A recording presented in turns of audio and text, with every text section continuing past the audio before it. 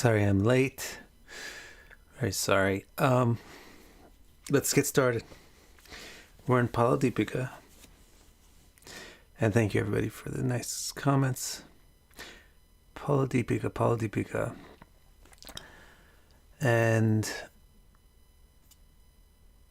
we're up to the spot where Mulatrikon talked about this 12 signs. Just briefly, he explained which part of the body corresponds to which sign, and he explained which part of the earth corresponds to which sign in terms of what kind of environment.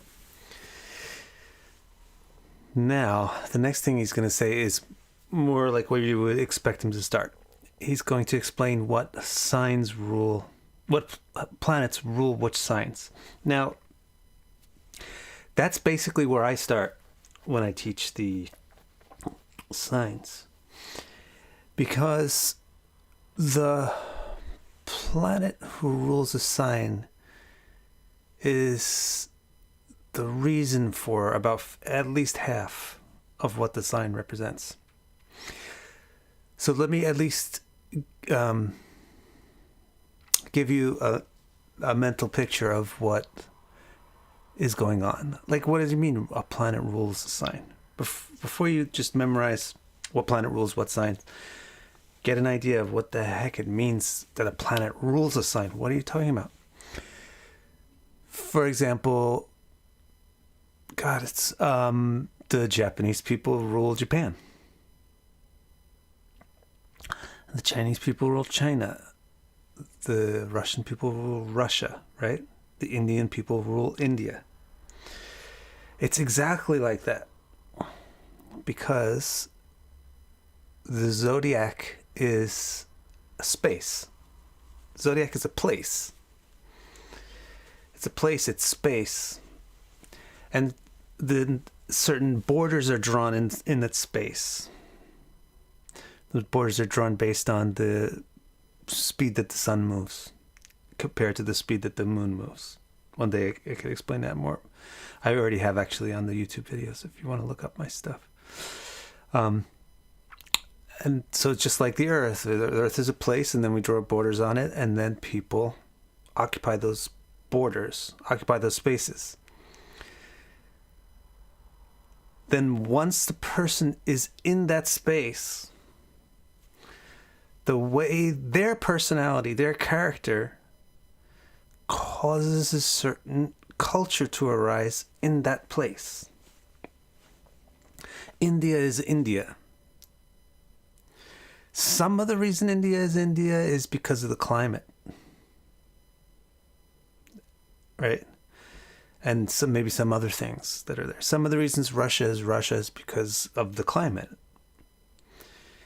But most of the reason why India is because of the ideas and the character of the people who lived there, who built the culture there. So similarly with the zodiac sign, there's actually three factors at play. There's the mode of the sign, whether it's cardinal, fixed, or dual, and there's the element of the sign, whether it's earth, air, fire, or water. And that's like the effect that the natural environment plays on what kind of culture happens in a given country. But the main thing that affects the sign is the personality and the character of the planet that got control of that area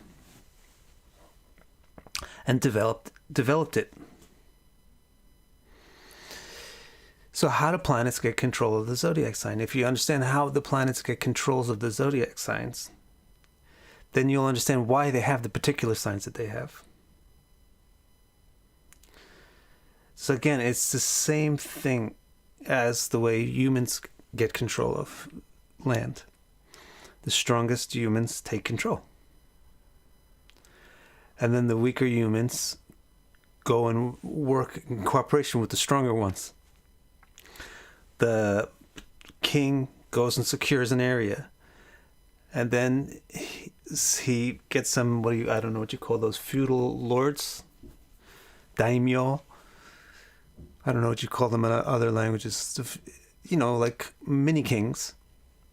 And he says, okay, for me, You can have this bit of land over here, and you take care of that. You govern that area over there. And I'll check up on you. Make sure you're doing it according to my rules. All right, that's the emperor, let's say, the emperor and the king. So the emperor gives out countries to the smaller kings. In the same way, exactly the same way that planets take control of the zodiac. The two strongest planets. What do you think they are? The two strongest planets. It's the most obvious thing in the world, really. Just ask yourself, what are the two strongest planets? By visual indication alone.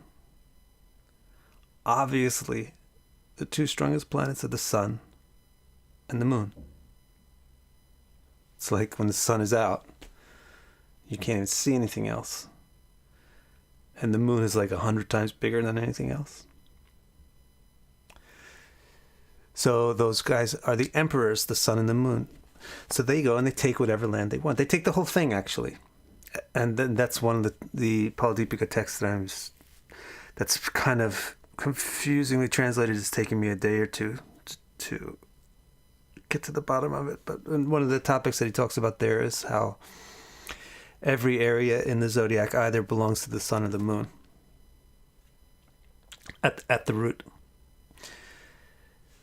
So again, similar to how humans work, where do the kings and everybody build their stronghold? Do they build it down in a valley? Do they build it along a river? Not really, even. They build their stronghold up in a high spot. Similarly, the sun and the moon, they go to the highest spots. So they go to the celestial north. That's going to be the northern solstice, their highest spot. And they take control of the two areas there that have the natural resources that match what they like. So the highest, actually the moon takes the highest spot. It's Cancer. That's where the summer solstice occurs. But the moon takes it instead of the sun, even though the sun is a bit stronger because Cancer is watery. And the sun takes the next one. That's also the chivalrous gentlemanly thing to do. You give the queen the first pick, and then you take the second. So Leo takes, sun takes Leo. So that's the basis of what planet rules what sign. Just remember that. Most of the lists, including Mulatrikon, they start with Aries, and they tell you this pattern, and the pattern doesn't seem to make too much sense. But if you start your thinking, instead from Aries, think it from Leo and Cancer, then it will make much more easy sense. So just remember that the highest spot is going to be this northern solstice, which is the fourth division, the beginning of the fourth division of the zodiac. So the moon and sun go up there to see what the land looks like. The immediate area at the northern solstice is water, so the sun doesn't like it. The moon likes it. Moon takes it. Then on a little bit before that was air, but a little bit after that is fire. So the sun prefers the fire. So it goes to the fifth division, which is right after that, and it's fire. So the fourth division becomes the moons, and the fifth division becomes Leo. They're called fourth and fifth if you count from Aries. But if you think of it this way, make it the first and second. Then you know that fourth division is Cancer, and the fifth division is Leo. Then they actually control the whole zodiac, but that's where they build their spot. And as you'll find out later in this verse that I'm working on translating now, they keep this pairedness, this coupleness to them, which is called mitu. Mituna. They keep their coupling, so they own, like in a checkerboard pattern. So the moon, for example, will own the 4th, 6th, 8th, 10th, 12th, 2nd area of the zodiac. And the sun owns the 5th, 7th, 9th, 11th, 1st, and 3rd.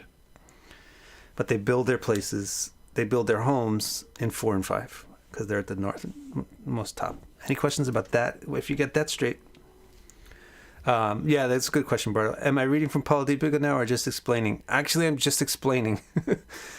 All that Mulatrikon does is he just says Aries, Taurus, Gemini, and so on, Mars, Venus, Mercury, and so on.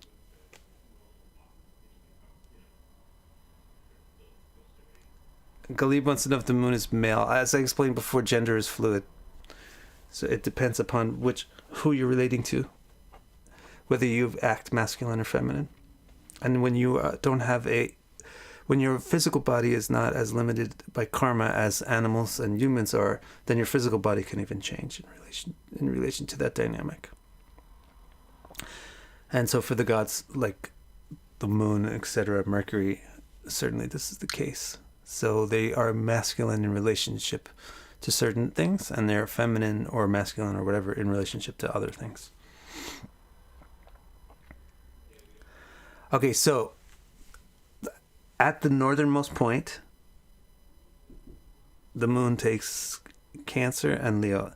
Then all you have to do to remember which planet rules which signs after that is the order of speed. So the speed order of the planets after the sun and the moon is Mercury. Actually, the speed order is moon, sun, Mercury.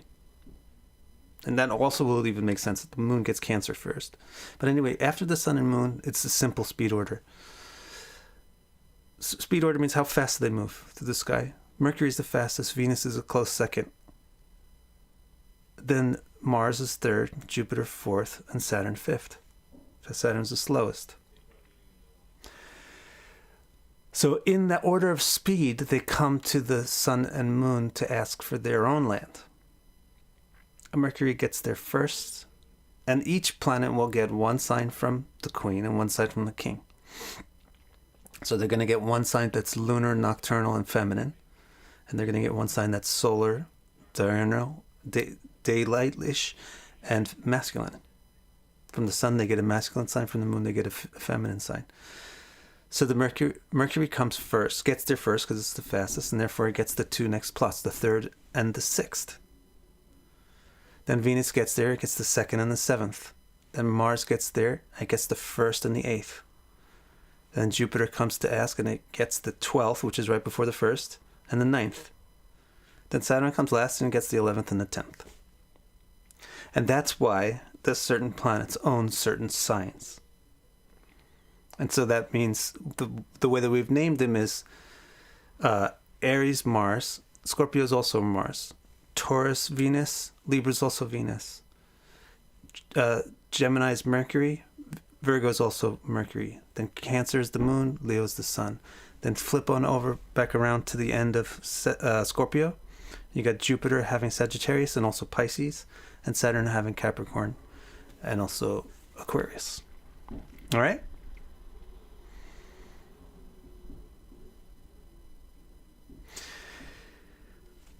So that's a long explanation of the simple thing, but it's really important that you super duper totally memorize.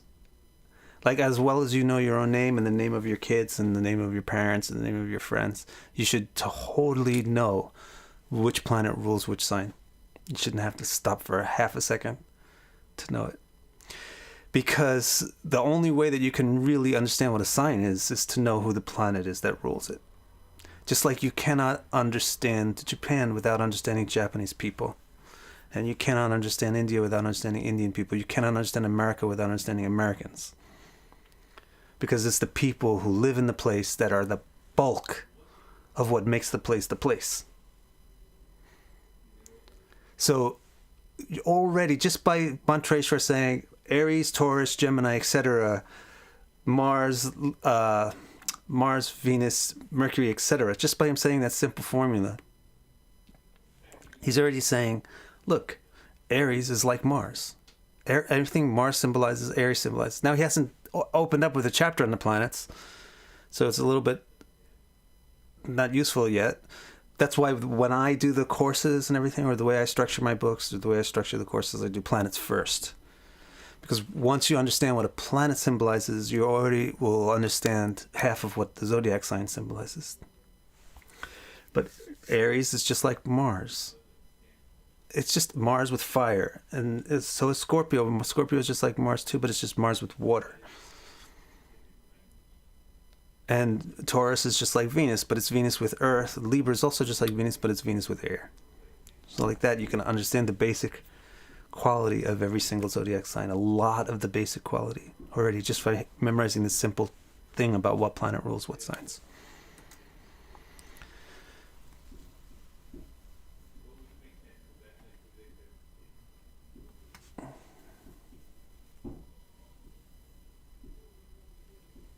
Alpha wants to know how or why does the ascendant change the order of the houses? We haven't talked about houses yet.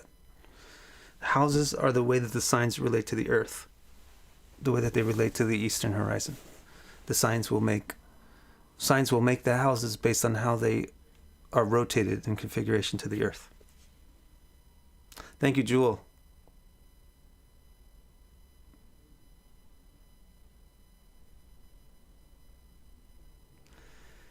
Oh, thank you, Kitty. All right, so let's see what else he says. Now, he's going to... He says, every planet also has one sign where it is pushed to excel, and conversely, another sign where it feels pushed down and thwarted. So the exaltation and the debilitation sign. The way Montre short words it in like three words, he tells you, I'll do another one of these, Aries, Taurus, etc., Sun, Moon, etc. He gives you this little verbal riddle for a pattern, and then he's going to say such and such, etc., for the exaltations, and then the opposite is the debilitation. So all that you really have to remember are the exaltations.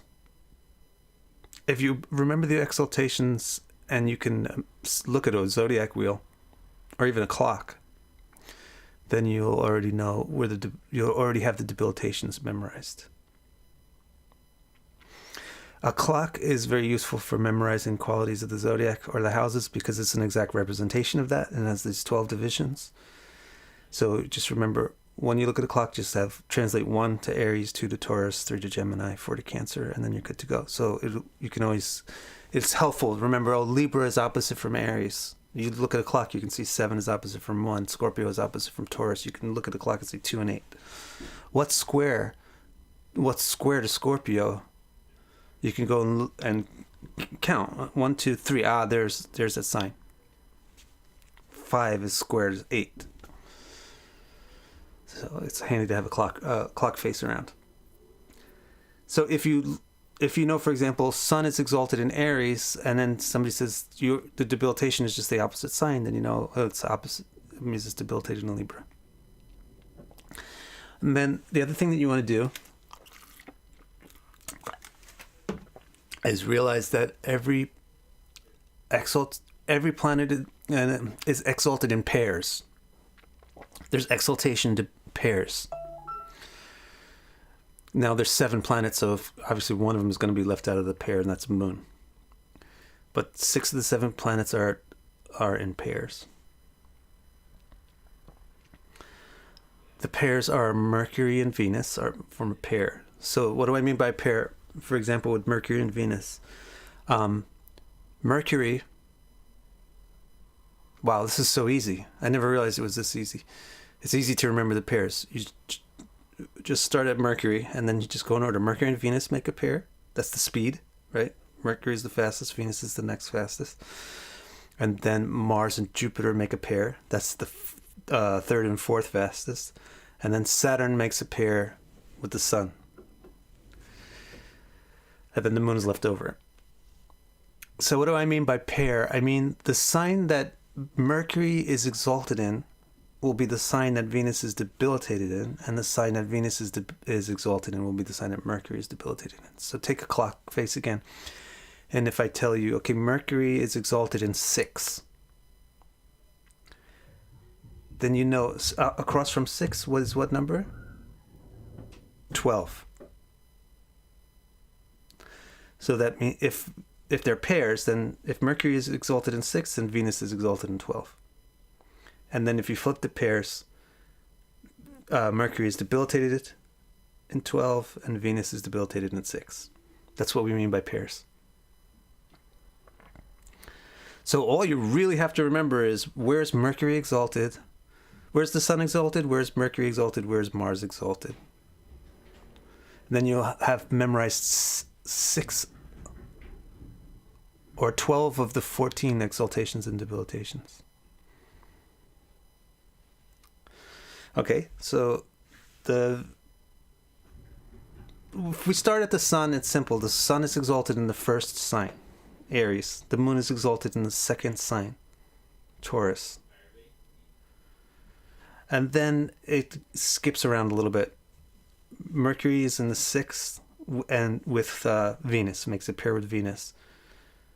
Saturn, by the way, the Sun, the first, forms a pair with Saturn. So that means Saturn, if the Sun is exalted in the first sign, which is Aries, then that means Saturn is exalted in the 7th sign, Libra, the opposite sign. And then they'll form a pair. So if you flip it around, the Sun would be debilitated in Libra. Wherever Saturn is exalted, the Sun will be debilitated. Wherever the Sun is exalted, Saturn will be debilitated. So Sun is Mercury, that means you already know, Sun is Aries, that means you already know where Saturn is exalted and debilitated. Sun is exalted in Aries, that means Saturn is debilitated in Aries. Opposite sign is Libra, that means Sun is debilitated in Libra, Saturn is exalted in Libra.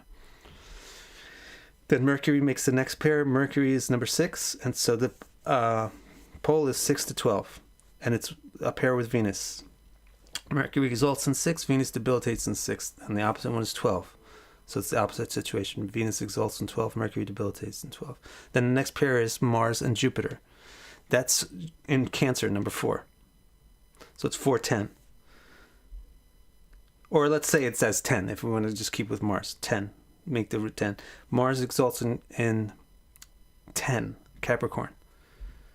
That means Jupiter is debilitated in Capricorn. And Jupiter exalts in the opposite sign, Cancer, and that means Mars debilitates there. There you have all the exaltations and debilitations memorized, except for, actually, even the Moon, because it's so easy to remember. Moon's the second planet. It's the second sign. So Moon exalts in Taurus, debilitates in Scorpio. Any questions about that? Very simple way.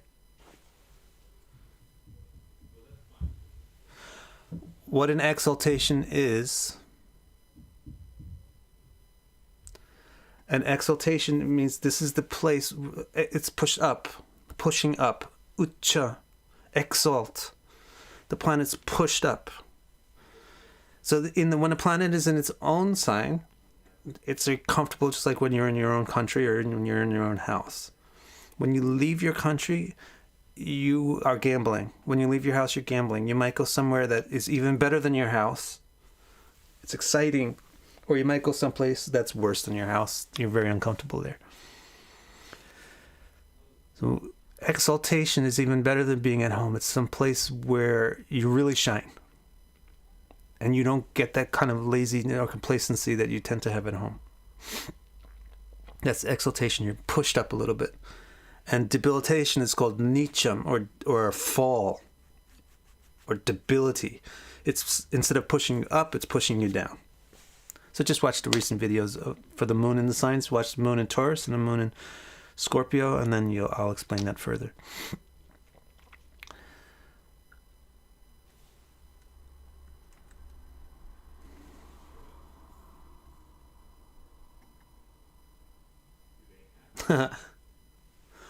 I was going to be exalted in the Maldives. I was so excited that there was going to be an astrology conference in the Maldives. But then I realized with my Saturn in the 5th house that it was a scam. And then I got out of it. A couple of other people stayed in it till the end and kind of got scammed a little bit. The astrologers didn't get as scammed as the participants who bought the tickets. But that would have been cool. I would like to see a little heaven on earth. Now the next thing that Mantreshwar is going to say, so he said which planets rule which signs, where are they exalted and therefore where are they debilitated. Then he's going to also give you a specific degree. So the exaltation degree. And this degree, I'm pretty sure it's slightly different than the degrees that they use in... Let me look this up, because it's important to know this.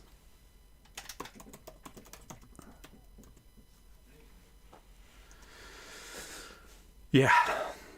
So if you just go to like a Wikipedia or you just Google exaltation degrees, you'll get a list. It'll say Sun is the 19th degree, Moon is the 3rd degree, Mercury is the 15th degree, Venus is 27th, Mars 28th, Jupiter 15th, Saturn 21st. But if you look at Montressor's list, it's different for the Sun and Jupiter. And slightly different, 1 degree different for Saturn. But it's very different for the Sun and Jupiter.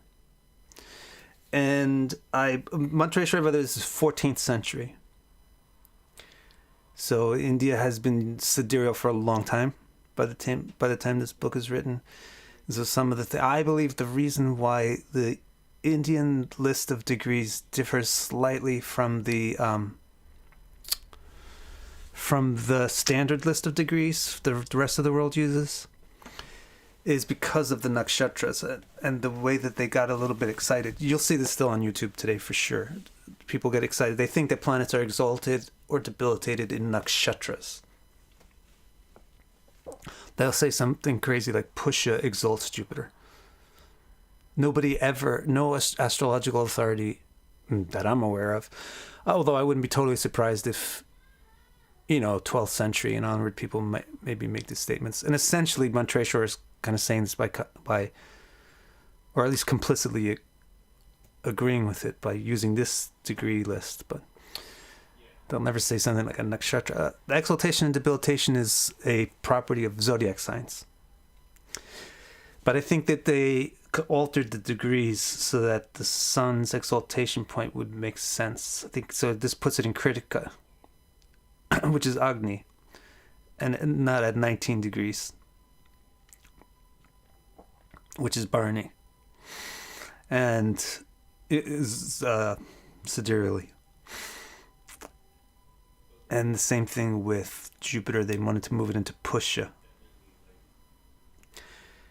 So in any case, the rest of the list is very, very similar. Montressor's list is Sun is 10 degrees, Moon is 3 degrees, Mercury is 15 degrees, Venus 27, Mars 28, Jupiter is 5 instead of 15, Sun is 10 instead of 19, and Saturn is 20 instead of 21. Practically the same thing. In any case, these exaltation degrees, actually, you might be surprised to know, are fairly useless. That is to say, I can't see my footnote for some reason. Maybe I erased it. Yeah, I did. That is to say that I have never seen anybody talk about these things in actual use. Anybody means any like classical astrologer whose work has been remembered throughout the centuries. The only way that they use it is in calculation of the planet's strength of the bala. Yet you'll see there's some other way to use it here that the Montresor is going to bring up in a second.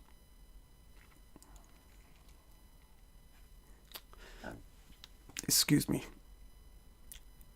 So let's read on and see what else he says.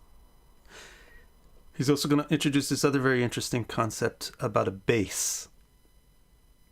That the planets have a base amongst the signs. We've heard about the own signs, the exaltation signs, the debilitation signs. He says there's also base signs, which are called their mula, their base. The mula means the base or the root or the bottom or the foundation of something. Mula from which they can trikon, from which they can extend themselves. The base from which they extend is called the Mulatrikon. So let's explain this concept of the base sign. The base sign is one of the signs that a planet owns. Like, for example, we have our exaltation in Maui, right? In Hawaii. And we have our debilitation in the factories of Pittsburgh. And then we have our home probably somewhere in Beverly Hills. And another one maybe in Miami Beach. So the two homes that we have, one of them is like our work base, and the other one is more like our leisure home. That's the way it works for the planets. Of the two signs that a planet owns, one of them is more work and strength oriented, and the other one is more relaxation and pleasure oriented. And sure enough, the easiest way to memorize which sign is the base, the Mulatrikon, is the simple rule that that every planet owns a masculine and a feminine sign. The rule for the base is the masculine sign is the base, because the masculine sign is the one that's more nitty-gritty, getting the work done, doing the tasks, and has more of the muscle and the strength upon which the planet relies to extend itself. Mulatrikon. Extension is called Stri, which is a feminine principle. The base is masculine. The extension from the base is feminine. All right, so that's the basic principle there. So, for example, if you have Saturn has Aquarius and Capricorn. But Capricorn is female. It's an even sign. It's 10. And Aquarius is male. It's an odd sign, 11. It's the 11th sign. So of the two, which one's going to be Saturn's base? Which one is the one where Saturn gets more down to work, or gets its strength from? It gets its strength from Aquarius.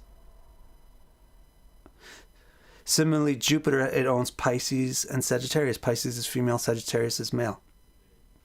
So which is the one that Jupiter gets its strength from? It has as its foundation from which it can extend and build the male sign, Sagittarius. Same thing with Mars. Mars has got Aries and Scorpio. Scorpio is female, Aries is male. The base is the male sign, Aries. Venus too. It's got Taurus and Libra. The base is Libra. The only guy that breaks the rule, the remaining three planets are now Mercury, Moon, and Sun. These three guys break the rules. The Moon and Sun obviously break the rules because they don't have two signs. And Mercury breaks the rules because it's Mercury and it doesn't have normal gender dynamics. So Mercury is one planet that actually gets its strength and has its root of base in the female sign, not the male sign. So Mercury's base or Mulatrikon is Virgo. So far it's simple. You've got these planets that have two signs. One of them is going to be the base and one of them is going to be the vacation home. The male one is always the base, the female one is always the vacation home. Then, except for Mercury. Mercury, it's opposite. The female one is the base, the male is the vacation. Then these other two planets, the sun and the moon, they don't own two signs. Well, for the sun, it's simple. The sun owns one sign, but it's male. So that very sign is its base. So Leo is the base for the sun. The moon owns one sign and it's female. But it's not like Mercury, where it's gender fluid and gender Gender non-normal. It's not that. Moon is not that. Moon is gender normal. It's female. So it's not going to find the base of strength from its own sign of Cancer. But oddly, it doesn't go to it doesn't go to a male sign to get it either. It goes to its exaltation sign to get it. To get its base, it gets it from Taurus. Now, this brings up a little bit of a mess, because I think it's for two of the signs. For two of the planets here, the moon and Mercury, there's a little bit of a mess because their base sign is the same as their exaltation sign. And for Mercury, it's a real mess because its own sign is also its base sign, which is also the case for the sun. I mean, for the sun, that's particularly a mess, actually. There is no others. What sign is its own sign? If Leo is the base sign, then what sign is its own sign? It doesn't have its own sign. For the moon, the problem is what sign is the base sign? It's the exaltation sign. How can it be both? And for Mercury, the problem is Virgo is its own sign. It's also the base sign. Well, that's normal, but its base sign is also the exaltation sign. So the way that Mulatrikon and all of the classics work with this is they use these the degrees that they just talked about as borders.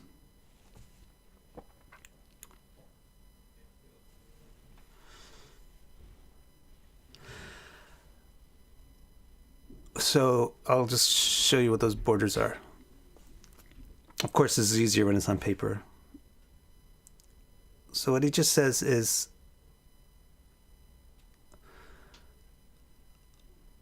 so for example, with Mercury is said to exalt at the 15th degree of Virgo especially. These exaltation degrees means especially exalted, by the way, even just in theory. It's especially exalted. If Saturn is at 20 degrees of Libra, it's even more exalted than if it's at 15 degrees of Libra. If the moon is at 3 degrees of Taurus, it's even more exalted than if it's at 2 or 4.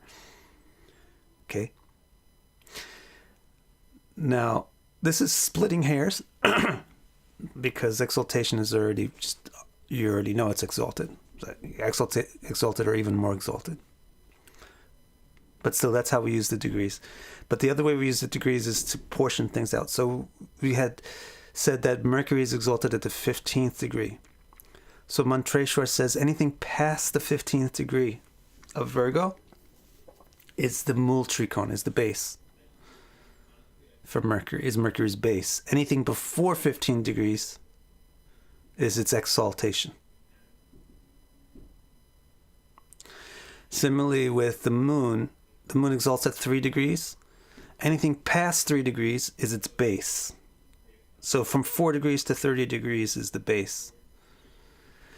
And anything prior to that is its exaltation. So this is another thing about the moon in Scorpio, because these same points, the point of exaltation, just as the debilitation sign is 7 signs away from the exaltation sign, the point of exaltation is also 180 degrees away from the point of debilitation. So if we say the moon is most exalted at 3 degrees of Taurus, that means that it's most debilitated at 3 degrees of Scorpio. And it means that leading up to 3 degrees, the approach to 3 degrees is increasing the intensity of the debilitation, but passing 3 degrees changes from debilitation into some other state, which is like anti-base. The non-base, the debility. It's like something similar to detriment.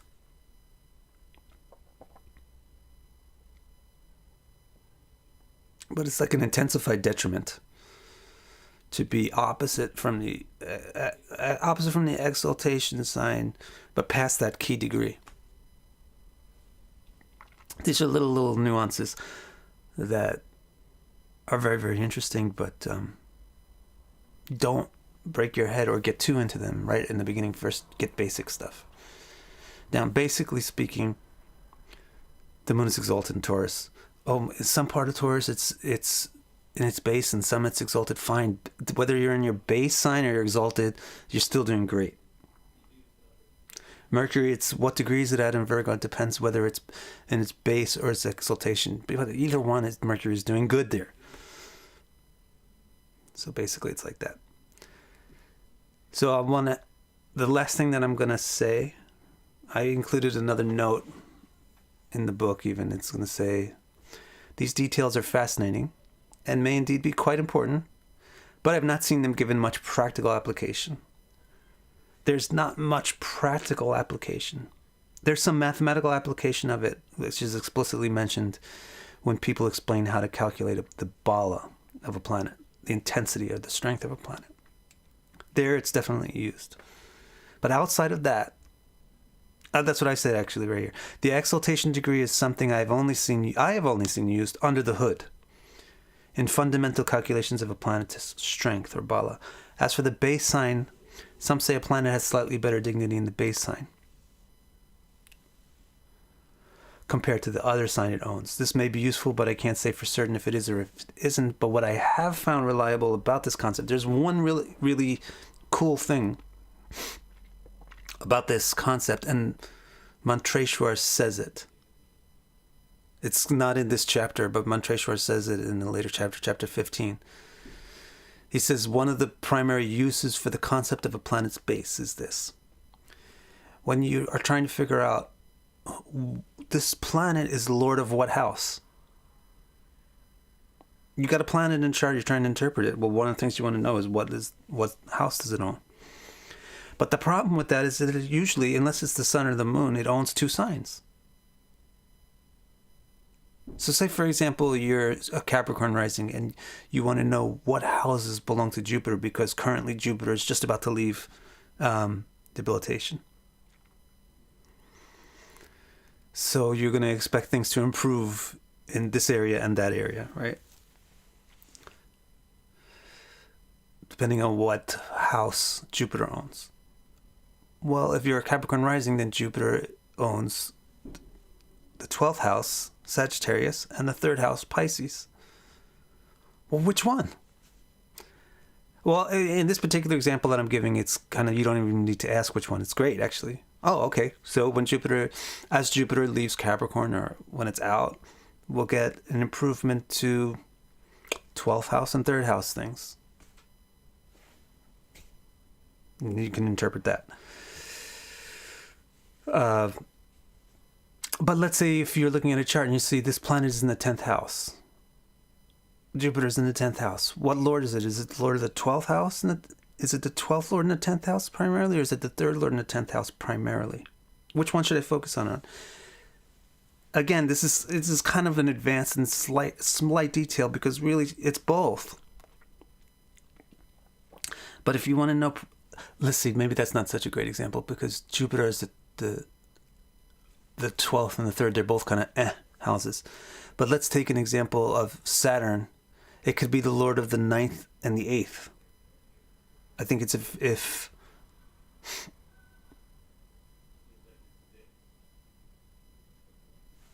Scorpio rises.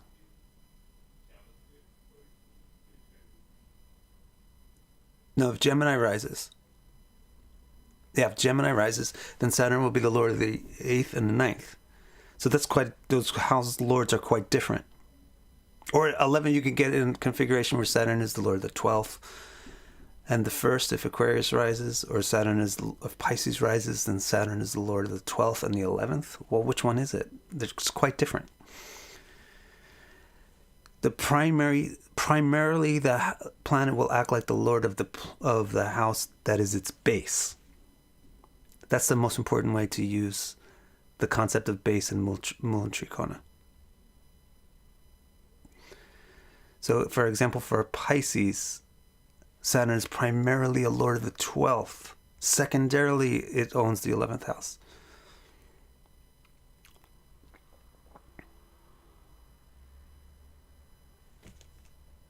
Aries is 10th and 11th. Aquarius, Saturn is primarily the lord of course, the Lagna will always take, the 1st house will always take precedence. All right, does that make any sense? So what we did was we covered Mantreshwar's really quick dissertation on the signs, what planets own what signs, what planets are exalted and debilitated in what signs, and what's the base, the Mulatrikon for signs for each planet. Now this is also important to understand the sign. Just as I said at the beginning that a certain people cultivate a certain area, and so to understand Japan you need to know the Japanese people, because Japanese people are the basis of Japanese culture. The Japanese mountains and the rivers and the forests and the trees and the volcanoes have something to do with it. They influence the way the people operate there. And if a Japanese person was in Hawaii, they would have a different culture than if they are on the Japanese island. But it would still be quite similar. It would be at least 50% similar. So So similarly, knowing what planet owns what sign tells you a tremendous amount about what that sign is all about, what it represents. In addition, knowing what planet exalts or debilitates there is quite important. And knowing that Jupiter debilitates in Capricorn is important to understanding the nature of what Capricorn represents. Knowing that Jupiter exalts in Cancer is important, etc. Okay? So that's why in a chapter about the signs, you would start off by explaining what planets exalt and debilitate there. Though I personally think you would want to start first with a chapter about the planets. Okay, let's see if you have any questions that I could follow up with or end with. I'll just start from here and go back. Yeah, first house takes precedence. If a planet is the lord of the first house, it's the lord of the first house, primarily. For Taurus ascendant, that means that Saturn you're just going to rotate it. So instead of 10 and 11, it's going to be 9 and 10. Why would you ask if... Anil. So Venus, for Taurus ascendant, it's primarily the first. The Lagna will always take precedence.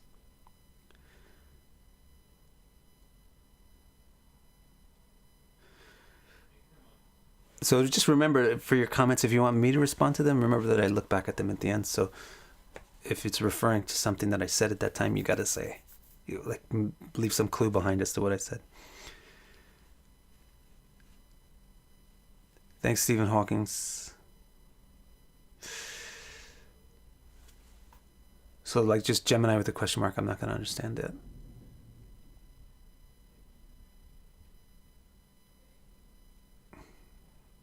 Does a planet in the chart get the biggest impact when it's debilitated during the actual transit?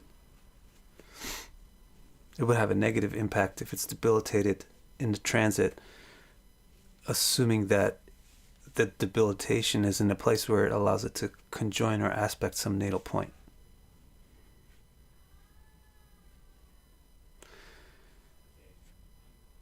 Brandon, he says, would you consider Revati for Mercury to be exalted in Mercury? I don't even understand the question, even though it's in Pisces. But the real important thing I want to say is I explained to you that the exaltation and debilitation is not an affair of the nakshatras, it's an affair of the zodiac.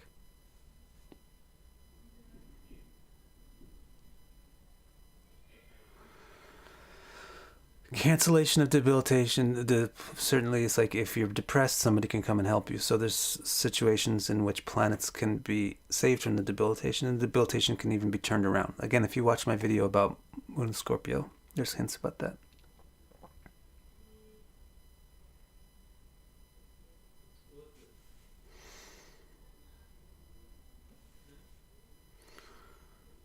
Three degrees Scorpio is the default for the moon, and 3 degrees Taurus is the exalt point. I don't know, maybe I just did a verbal typo and said 27.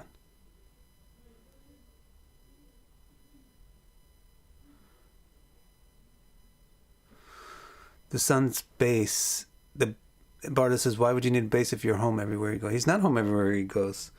He's the king of all the zodiac signs, especially all the male ones. But he's debilitated when he goes into Libra because it belongs to Saturn. Because Saturn exalts there, and because it's at the western celestial west. So he's setting there.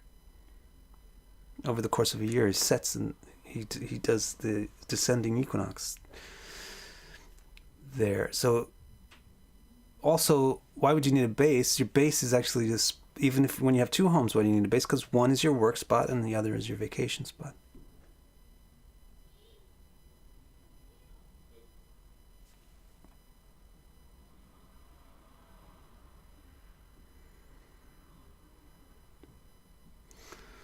AT wants to know which planet has a transgender sign. The transgender planets, the signs are female and male. There's no, they don't have a third gendered sign, but they have third gendered planets. and they have the dual element also. The modes are cardinal, fixed, and dual, which are like male. Cardinal is more male, and fixed is more female, and dual is more third gendered. So these are some issues. So you get Gemini, Virgo, Capricorn, Aquarius. Those areas can be very gender mixed. There's interesting mixtures of genders. Also, Scorpio is an interesting mixture of genders because it's a very masculine planet in a very feminine element. Libra is a very interesting mixture of genders because it's Venus in a male. Venus is male sign. So things like that. So, and also you'll get interesting mixture of gender balance, or a third or transcend of the gender when you put a very male element in a very female, or a very female element in a male. Like when you see people with Mars in Libra, say, and Venus in Aries. Stuff like that.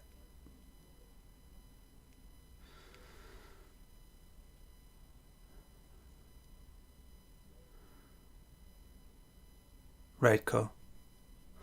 Virgo is Mulatrikon, rulership, and exaltation for Mercury.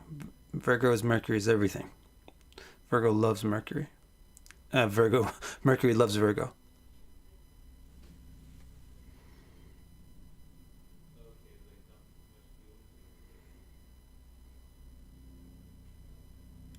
Mutable degree. I don't know about that, Ida.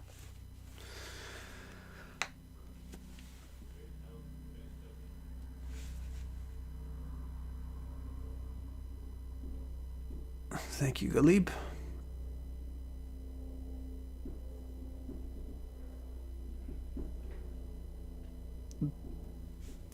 Lalisa wants to know if a debilitated planet is exchanging signs. That's advanced. Wait till we get to the chapter about that. Barda wants to know which of the two lists I use. To be honest, I don't even use. Like I said, you don't use these things. Who cares? I don't use any list, but I have it programmed in for. I forget. I programmed it in 7 years ago or something. Which list I used. It's only different for the Sun and Jupiter. It's not that important.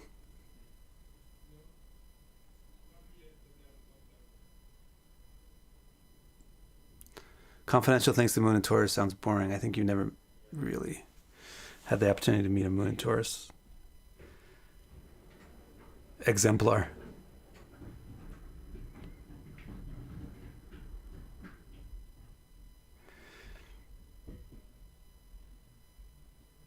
All right, guys, so that we'll call it a day. Next week, what we're going to do is continue.